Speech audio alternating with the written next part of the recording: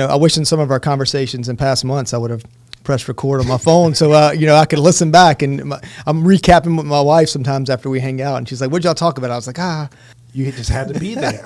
It was just magical what happened. All right, well, now it's captured. This is captured forever, man. Awesome. I'm super excited. This is episode 1 of the Impactful Leadership podcast, and I'm so grateful to have a good friend of mine to be the first person on the show. My friend Laramie Stevens. What's up, man? How are you doing? I'm good, brother. Thank you for the invitation. This is we're making history today, man. Absolutely. This is the first. Yeah, man. And the way that this started is I thought about all of my different friends who are operating particularly in business, but they're leading in such a way that's bringing about transformation, like literally doing business countercultural, in alignment with the kingdom. And I'm like, all of these stories need to be heard. Like, I meet so many awesome people, and I know you do as well, that man, these stories, these testimonies of what God is doing through these individuals and leaders through business, they need to be told in this podcast, whatever you want to call it. This is a space where they're going to be told, a place for conversation and inspiration and just impactful leadership thought. Yeah, bro. Look, honored to be here. You and I have met each other a couple months ago and have had some really fun conversations. We were just having lunch and having some really great conversations, and you were like, this is exactly how I wanted to go. Let's just go in here and let's record and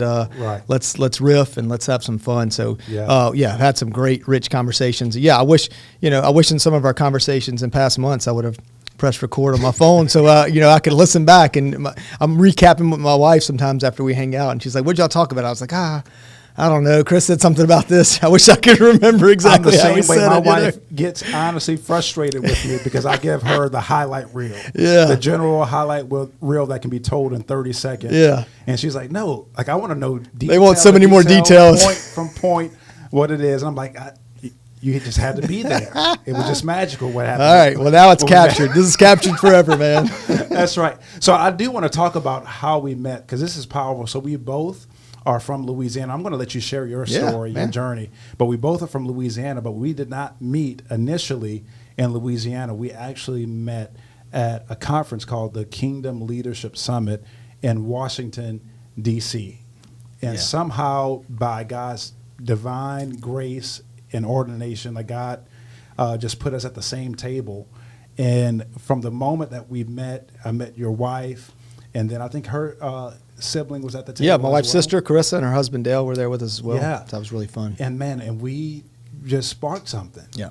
And then maybe about, 4 or 5 months later, we came back to Covington at a life planning retreat. And it was an opportunity for us to take 2 days to really think about and pray through, God, what do you have for the key areas of our lives? And one of the prompts at the end of the conference was, like, in order for this to work, your life plan to work, you need to have accountability.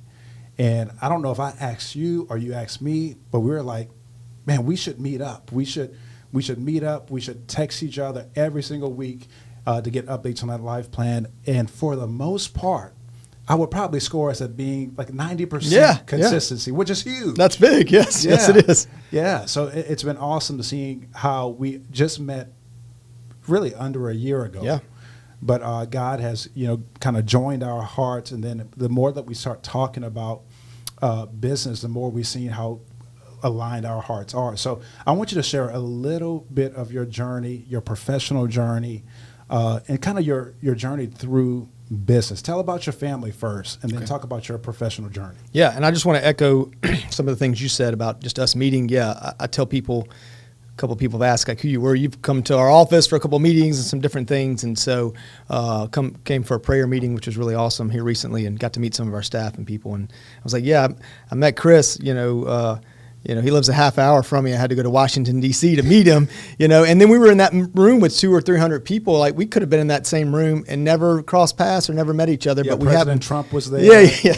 His cabinet. But we happened to be sitting at the same table, which was really cool, and really just our hearts connected, really kind of from like the first conversation. And that's been really awesome, man. So appreciative of your friendship. Really neat how that happened. You and I were texting actually scheduling this earlier in the week. You don't know this, but I was sending you a response, and Phil Nico texted me just out of random. That was Phil's one of event that Phil hosted that we were at in DC, and so he texted me something totally unrelated, but at the end of that conversation, I wrote him back. I said, hey, I was just texting with Chris Callahan, and I just want to kind of give you some props and some credit because we met at your event, and we've really just, friendship has sparked, and we've been really good for each other. And of course, I'm sure he was eating that up because that's everything that he's about, and that's exactly right. What he wanted to happen. And he couldn't have orchestrated that better had he tried. And so here we are. All right, you asked about my family. So I am married to Leah is my wife's name. We've been married for 15 years. We probably started dating, and we got married in 2010, so it's 2025. Started dating in 2006, so we've been together for almost 19 years. Wow. Grew up in the same town, in the same church, really. Her older brother Michael and I were best friends growing up. So I married my best friend's little sister, and that's been really fun and really interesting. And he's still one of my best friends. And she's one of 6 kids, and so really gotten close to all her family. And it was easy because I really knew them my whole life. Our grandfathers were actually businessmen in Amite. That's where I technically live in La Rondre, but this little small town in Amite, Louisiana. And they were businessmen in town, so they knew each other well. They were friends. They still are friends. They're in their late 80s and early 90s, and they're still friends. And so it's been this really beautiful thing of just us coming together and our families coming together. And we all live within 5 or 10 minutes of each other. My wife's family, my family, my parents, my grandparents. So that's really beautiful. So been married for 15 years. We have 4 kids. We have 3 girls and a little boy. The oldest is 11. The baby's 2, and they're kind of tucked in between. And so that's been really fun. We work in a family business. My father-in-law founded a Parish Security Corporation. IPSC is our acronym, and we do security guard work, mainly like uniform security guards, so in any kind of industry or retail location that you could imagine. So here, kind of locally, we do some Rouse's supermarkets. We've done a lot of work with Walmart and Winn-Dixie, and even some federal contracting with FEMA and FPS and FBI and all these different entities. So really cool. My father-in-law started that business almost 50 years ago. He was a very young man. And grew it from really a one-man operation located right here, like headquartered in South Louisiana. And we are now licensed in, 45 states with a goal to be in all 50 states here probably later this year or maybe early next year. 2,500 employees now. So this thing just went from a little one-man show to something really huge and really big. Now we're in a second generation of leadership. He's in his late 60s. He's stepping out of the day-to-day.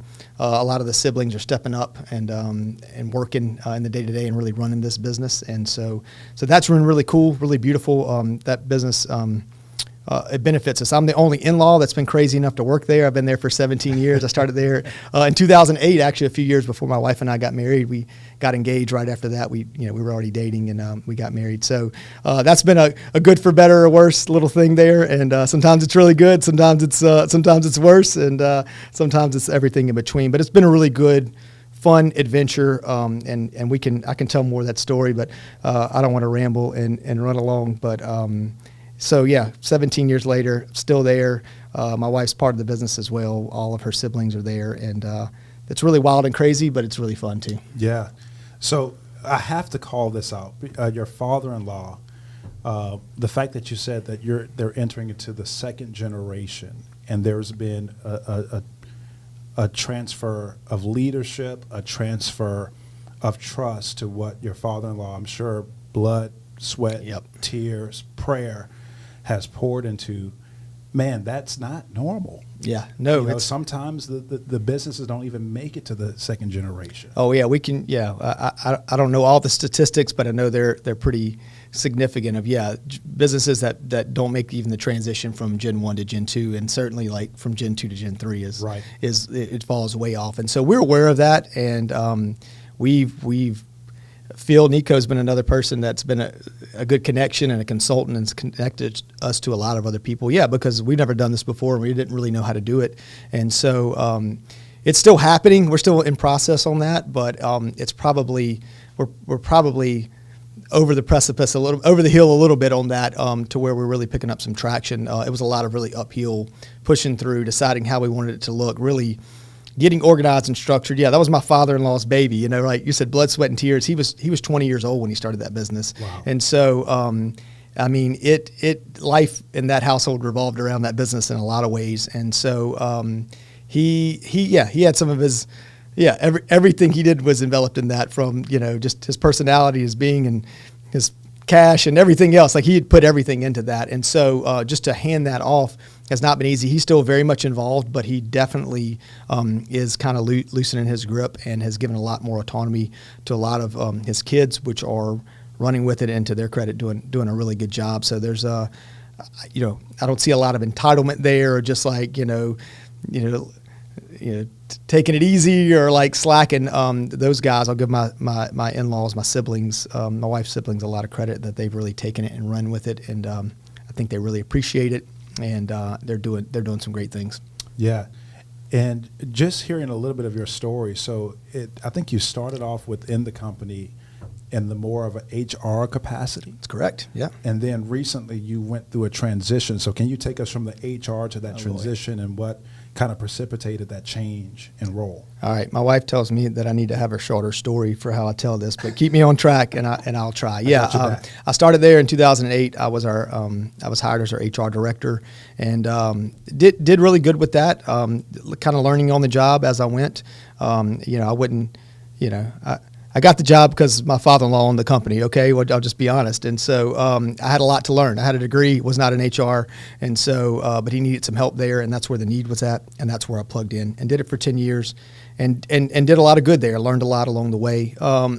Probably around 2018, when I reached a season of burnout, where I was kind of really ready to be done, to the point where I told my father-in-law and my family that I'm looking for my exit here, just because I was really overworked, and really, however you want to define burnout, I was there, in a lot of ways, mentally, physically, kind of emotionally burnout. And a big part of it was just, a little bit of overwork. Also, I'd started at that business in 2008. I was 24 years old. My wife and I got married. It was just me and her. We lived 5 minutes from the office, and so it was a demanding family business. And so we wore a lot of hats. We worked late, and that was kind of fun. We got to do it together a lot, and we didn't have any kids at home. So if we worked late, it was no big deal. We'd come home at 7 or 8 o'clock, do whatever. And so, but lo and behold, we had a kid, and then we had another kid in 2018. We were expecting our third kid, and really my life just, I couldn't keep up with the pace of my own life, and that's really kind of what came to a head. Just trying to be, I didn't feel like I could be the employee I needed to be, the manager, the department head that I needed to be, and the husband I needed to be, and the father I needed to be. And really, we both have always been heavily involved in our local church. Just kind of we're in some leadership roles there. I didn't really feel like I was failing in almost every capacity of my life, or I didn't have enough to give, and every area was demanding more of me. And so I was trying to keep up, and until I just couldn't. And so I really burned out, decided to leave. I hired my replacement, a wonderful woman who had a lot more HR experience than I did, and had a lot of corporate HR experience. She came in and did a wonderful job. And so I told the family, look, we're going to get her in here. I'm going to work with her. I'm not like running out of here tomorrow. Like, we're going to give her a long time to get acclimated, and when she's ready, I'll hand it off, and we'll all talk about these things, and I'll make my exit. And so she came in, and after about 9 months, I turned the HR department over to her, and I didn't leave. I stayed on board. I took over we were doing some federal contracting at the time, and I'd been heavily involved in that, and that was growing. I said, look, I'll go do this for now. And so that's. So I have a question, just a clarifying question. So I know a lot of times when people work with families, so one of the biggest breakdowns in businesses and whether or not they continue on through the second and third generation, it's never really to do with a financial issue. It's to do with the relationship issue, correct? So during that time, you feel burnout, you feel worn out, like you're at your end, and you start having these conversations about changing your role.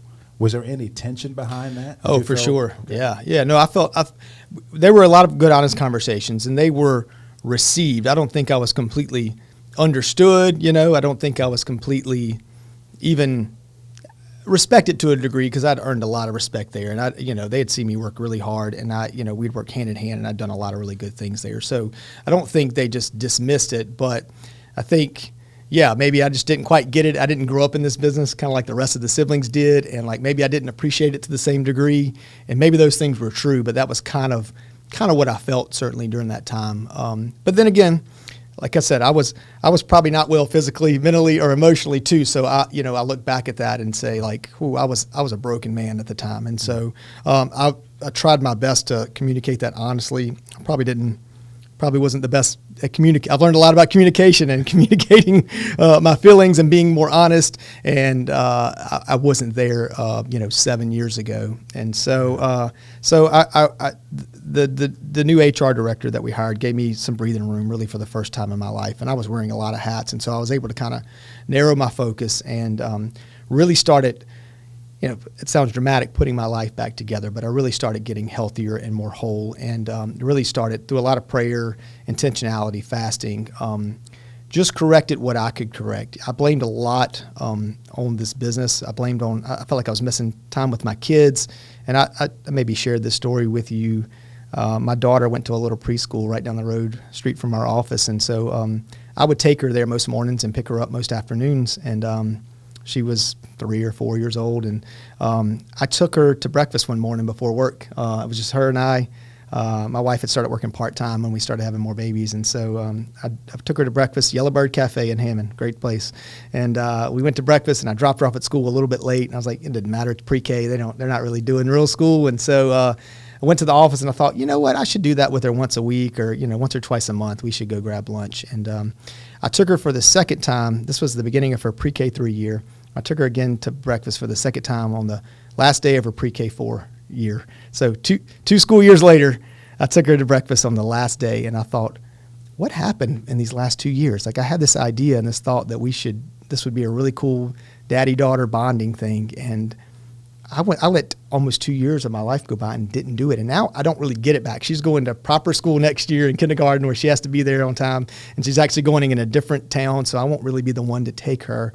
And man, I just remember like, that was kind of like smelling salt in my nose. Like, wow, my life's not quite adding up and I can't keep pace with my life. And, but I had to start taking some ownership that I made a lot of those choices that like, no one put a gun to my head and told me I couldn't go to breakfast with my daughter. Actually, being in a family business, although I wore a lot of hats and had a lot of responsibility, like I also had a lot of autonomy that I didn't always take advantage of. And so I was a bit of a people pleaser and I didn't want to let anyone down. And so I made a lot of excuses for this was just one area of never going to breakfast with my daughter because I thought, I got a meeting today. I really need to be prepared. I need to leave early this afternoon to go do this. And so I would always make excuses. I'm behind on my emails. I got a call at 10 o'clock. I need to be prepared for it. And I did that week after week for 2 years. That's insane.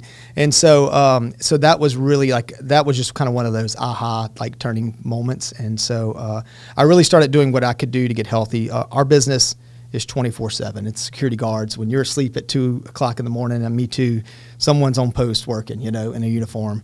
And so it never really ends. And so we get you get a lot of after hours calls and weekends. Work is still going on. And so I couldn't control all those things, but I could control what I could control. And the truth is that, as I said before, no one put a gun to my head and made me work and maybe stay at the office late and told me I needed to miss breakfast with my daughter or miss school field trips or all these different things. I decided that at some point. And so I really had to be honest with myself and really start doing things differently. I had a lot of fear of man and wanting to please people and just wanting to prove myself. I was the only in-law there. I never wanted to feel like the flunky in-law whose father-in-law just gave him a job. And so but a lot of that was on me. And so I really started retooling that, getting healthier, getting out of the fear of man complex, being okay with letting some people down sometimes, not maybe living up to their expectations or not meeting all their deadlines that they put on me and being okay with that sometimes. Not being a jerk about it, but just being okay, hey, I'm not getting that done today. And just let that fall where it may and deal with those consequences sometimes not because I'm going home to lay on the couch and take a nap, but because I got this that I've already committed to with my kids or with my wife or, I told them I was coming home early today or whatever. And so really started doing a lot of those things. Look, COVID was a huge blessing because it sent me to work from home for a good long season. And so I had a lot of FaceTime with my kids. And so, So fast forward, I got a lot healthier mentally. It was over the course of several years, but I got a lot better mentally, physically, emotionally. And then probably 2 years ago, I really felt this inkling from God that maybe my season within the company had come to an end. And it was really odd because, 5 years before, I really wanted to leave, told everybody I was leaving, like I didn't want to be there anymore. And God really didn't let me. He kind of kept me there. And here we were 5 years later. And I'd kind of made peace with a lot of things. And actually things were going really good. And I was kind of like, I'm here for the long call. And God, I really kind of felt this shift from God, like almost like this season was coming to an end. And so I went back to the family. I told my father-in-law, I told my siblings, like, I think I'm leaving, not this time, not because I'm upset or angry or frustrated, but I think God has something else for me. And they're like, what does he have for you? I'm like, I don't know. And so, all right, so can we pause right there? Because there's something I want to acknowledge in this story that is so powerful. And I know that we have a diverse group of listeners, men and women, working in business, working in leadership, working at churches and things like that. But what I love about your story was your amount of awareness. Yeah. Okay. You became aware of the state of your soul. Ooh. And you begin to realize that, okay, these are my emotions have become indicators that I'm running at a pace that's not sustainable for me.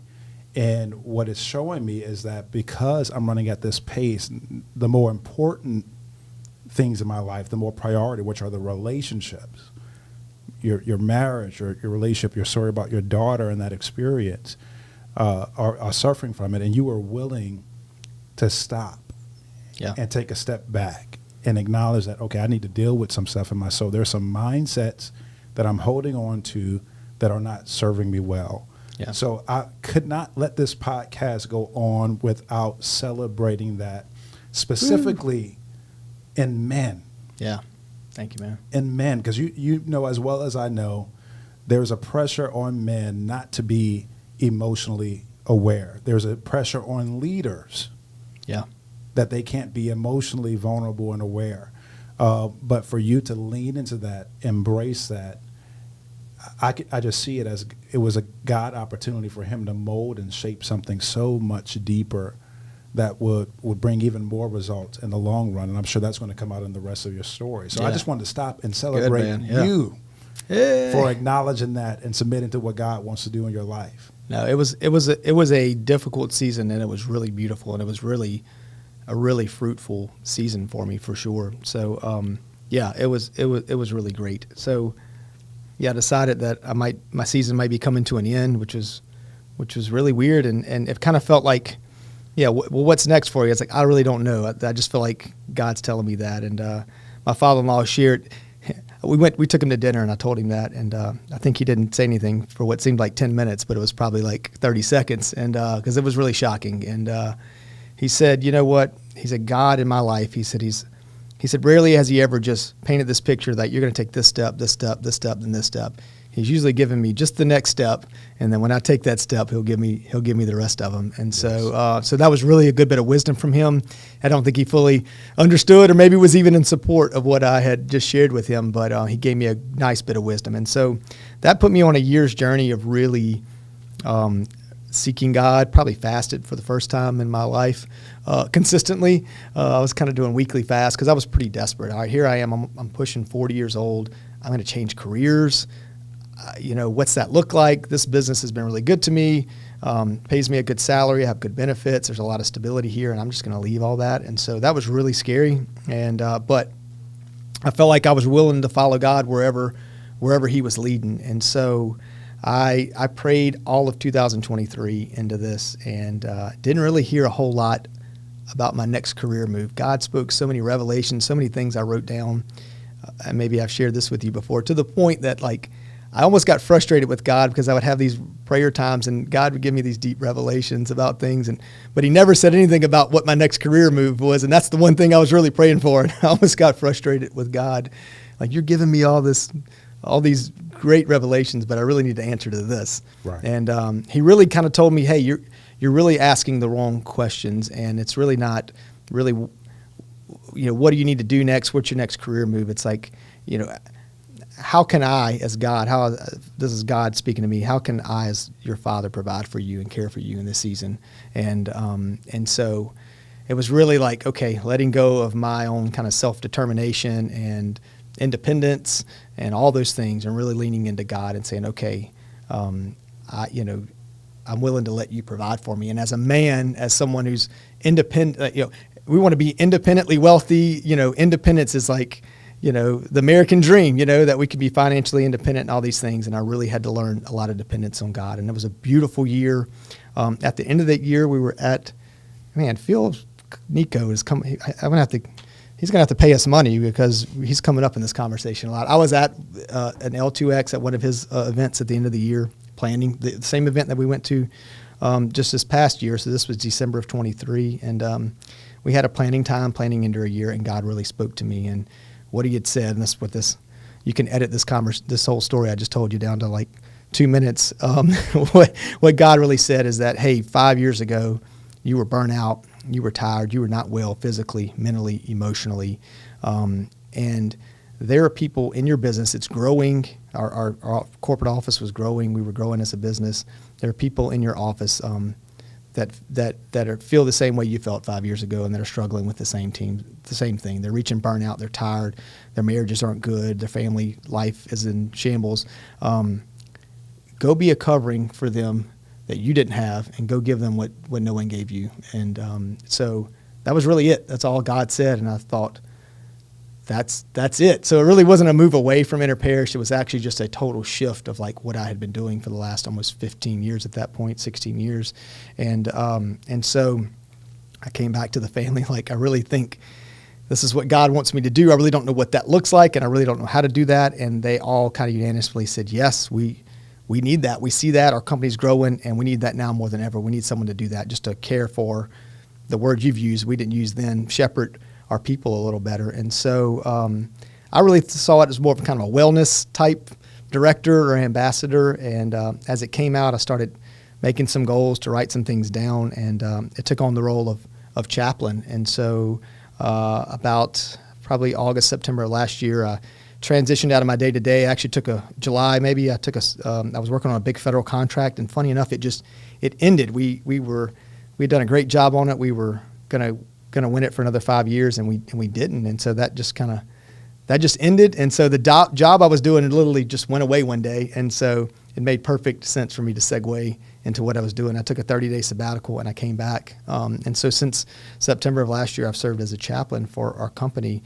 And it's been beautiful, man. It's been really, and you and I have shared, we're doing some similar things. You're doing similar things here at your work and your vocation. And it almost seems needed now more than ever. I think corporately, a lot of businesses get this idea of like kind of wellness, and that's important, and mental wellness and well-being is important, and they talk about that a lot, and that's good. That's a good thing, but I think they ignore like the spiritual side of it as well.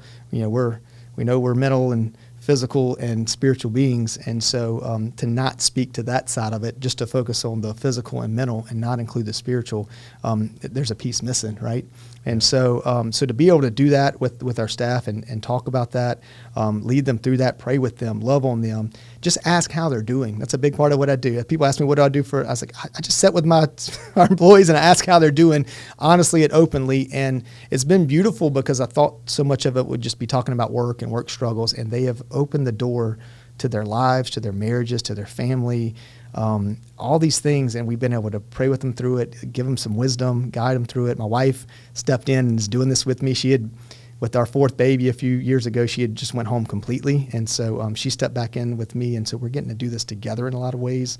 That really just came about because so many of our staff are females, and I didn't want to be sitting in the office behind a closed door with another woman, and so it was just a little bit of wisdom there, and it was more than that, because my wife she's just a mama bear, and so she has just loved on people so well, and it's been I couldn't have dreamed up what I'm doing. I couldn't even have dreamed it up. And if you had told me 4 or 5 years ago, all this is going to happen and this is going to come out of it and this is what you're going to be doing, that would have just went over my head. And Laramie, the way that you talk about this is like it's so casual, but when you look at the grander landscape of what's happening in business. Right. You know, what business owners are experiencing and leading their companies, this is revolutionary. It's wild. You know, the most business owners that I interact with and that I meet who are believers even, there seems to be a separation. Like there's church work that's considered to be sacred, but then there's the business, that's the secular work. Yeah. You know, so that's the ministry. I give to the ministry, which is the church, but there's not a mindset frame for the business being a place to reach people. Yep. A place to really be a legitimate ministry. And what I'm learning and what I hear from you, what we're on the journey to learn, is that there's no separation. Right. Like if you are a spirit-filled believer leading a business, you have an opportunity to impact those who are under your leadership. Yep. So you think about this, and I'm a pastor's like number one fan. I love my heart is a pastor. Yeah. You know, I'm planting a church right now as we speak. So I celebrate pastors, I celebrate ministry. But here's what I've found. You as a pastor in a traditional church setting probably have the ears of your congregants maybe 4 hours a week. Wow. Yep. And for those who like to go to church a lot, maybe 5 hours a week or 6 hours a week. But as a business owner, the culture that you set in the workplace, you have an opportunity for 40 plus hours, especially you guys. You have a around the clock business. So the way that you lead, the way that you love, the way that you serve those who are under your leadership, you have an opportunity to make kingdom impact in those lives around the clock.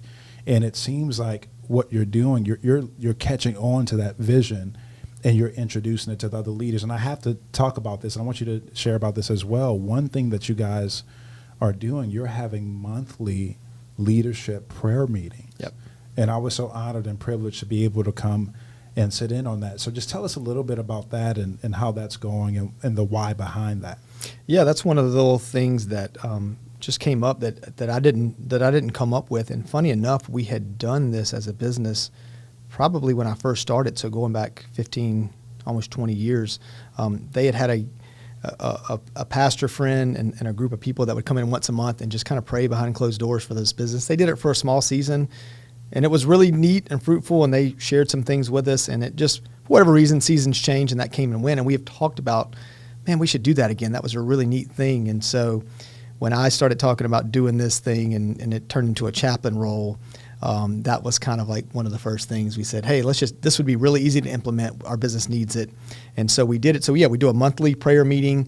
We try to, first Wednesday of the month, it's kind of set that we're going to be there. We brought in a group of some kind of intercessors, some people in the community that go to church with us or go to other churches that we're connected with to come pray with us. And then lately we've been inviting some guests, yourself, some other pastors or ministers that we're connected with that either live in our community or just family friends that are really connected with us. And so we've kind of opened that up. But yeah, once a month we meet. It's just a 1 hour prayer meeting, but we kind of do it behind closed doors. All of our ownership is invited to that, and various ones of them attend at times. Sometimes they're gone, but on any given week we have 5 or 6 or 7 people in there praying, and we have a bit of an agenda, but we some things that we are really contending for this business. And a lot of times we find on there, like, our employees are repeat topics on there because we're really praying for their lives and their marriages and their homes and their families and even their salvation and discipleship and all those things. And so we just contend and we just pray. You got to come be a part of that, and it's beautiful, out loud for an hour, and get really specific. And man, it's been really cool. And we've seen, it's funny how you pray for really, really specific things sometimes. And the God answers those things in really specific, no uncertain terms. He answers those, and it's like, I'm always impressed, and I'm always like, that really happened, and that seems unbelievable, and it shouldn't be the case. But God has answered some of those prayers in really specific ways, and it's been really beautiful. And so gives us the courage and faith to keep doing it. We're doing some good plowing there, and we're sowing some good seed there, and so we keep doing it, man. So I have to ask: is there a blueprint for what you guys are doing? Are you following any type of blueprint, or what's your source of inspiration? Man, I wish there was.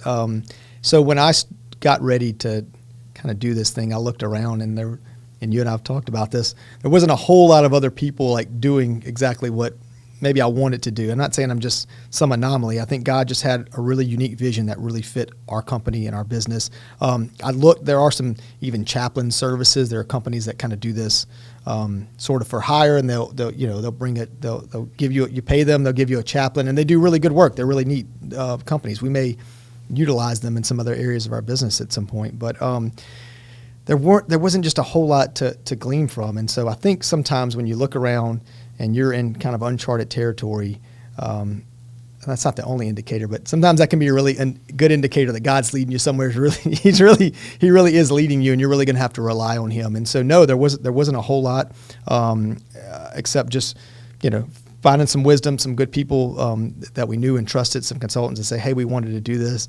Does this make sense? Like, and a lot of, I always say this, I have more questions than I have answers, even still with this business. Although God has answered a lot of them, I probably still have more questions than answers. But I think that's a good place to be. I think that means you're being curious and you're asking a lot of really good questions. And so that doesn't mean you don't think you have it all figured out. The person that has it all or thinks they have it all figured out doesn't have any questions, and so they're not staying curious. And so being very curious, and a lot of my questions were kind of, what if we did this, or what would it look like if we did this, or if we could do this, like, what would that mean? Or could we? And I'm still asking a lot of those questions, but it's like, could we even like meet with our employees and like pray with them and ask them about their personal life? Like, what would that look like? Would that even be well received? Would they even want that? Would that even have a benefit? And the answer to all those questions are yes. It is well received. It's needed. There's a benefit, and overwhelmingly yes. And so that's been really beautiful. And we just keep asking those questions and keep staying with them, and keep saying, what's next, God? What do you have for us next? What's it look like? Yeah. Can we do this? Could we do that? I'm more excited about having a lot of questions. That used to kind of dismay me, or I'm excited to have a lot of questions and to stay really curious. Yeah. So I want to say something. I want to speak to the camera for a second, then I'll give it to Laramie to give us some closing thoughts. But I want to speak directly to the business owner. You have been put in the box, and you feel like your greatest contribution to the kingdom of God is simply your checkbook. I want to say this to you, that your generosity is so valuable to kingdom, but that's not all that you have to offer. What if you took what God has put in you, how He has changed your heart, your character, and you sought Him for, God, how can I implement leadership in the business that you have given me? So there's a movement. I really do believe that this is a revival that's about to happen, Laramie. That more people in business will recognize that, no, this is my mission field. I have an opportunity to show the goodness of the kingdom of God in the business that God has given me. And once the business owners start taking on that challenge, brother, can you imagine? Yeah. Can you imagine the impact that will be had? So I want you to speak to the camera. Your camera is right there for a minute. And for that business owner who has been thinking this, God has been speaking this to them in their prayer time, but they've been kind of a hesitation to step out to try something different. How would you encourage them? Yeah, here's what we've been saying. We've been saying, and even in our prayers, and you may have even heard this come out the month you came and prayed with us, but God, we're opening the door to you. We're opening the door for this.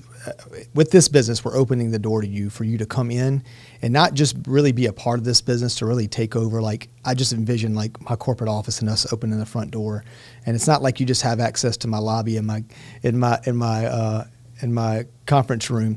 It's like we really are opening the door for you to come into this business and really have all of it. Like, all of this business belongs to you. We know that you gave us the ability to even do this business, to steward this business. Like, it is a gift from you. And so we don't really just give you a portion of it or give you X, Y, and Z dollars. Like, we really open the door on how this business operates, the culture of our business, the way that we do business, the way that we think, from the clients that we serve, the way we service them. And so just opening the door to God to say, hey, you don't just have a part of this business, you really have all of this. And we're not just asking you to bless us on what we're doing. Like, here's what we're doing, God, won't you please bless it? It's actually, no, God, where are you leading us? And that's where we're going to go, and that's what we're going to run after and do. And so that takes that's unnerving, and that takes a lot of faith, and that takes a lot of courage. But I don't think there's any other way to live, and that's what I'm learning. I'm trying to put my money where my mouth is on that, but there really isn't any other way to live and be, and that is a lot more exciting way to live and to do business. I don't know. I think I got really dismayed in this business for a season, and probably cursed it more and should have blessed it more. And so now I'm having to eat all those words, because everything that I said negative about this business, I think God's using me to kind of undo and redo and to rebuild in a lot of ways. And so that's really neat. It's very humbling, because a lot of the negative things I said, I'm getting to work on. But it's just giving it all to Him, opening the door to Him, and letting Him really lead your business. Not maybe just your finances or your pocketbook, but like literally how we're going to operate and how we're going to do business and what that's going to look like. And when you do that, that's wild and scary, but it also opens it up to be really beautiful and really good and really awesome. That's amazing. So, Laramie, you are a man of faith, and I know that you're a man of faith because you came on this podcast with no framing. I didn't know what I was doing, man. We're going to be talking about it, and you just trusted the process, man. And I appreciate that. And I want to say I'm grateful for your friendship, for your accountability, for your heart for the Lord, and constantly leaning in, like. I believe this first episode of this podcast is setting the tone of vulnerability, of good honesty, but also of excitement about what God is doing through His people, both in His ecclesia, His church, but also through the business world. Right. And man, so grateful for you. Woo. All right, so you just heard episode 1 of the Impactful Leader podcast. And I want you to start tuning in and following along with us as we have more great guests and conversations come on the show. So have a great day.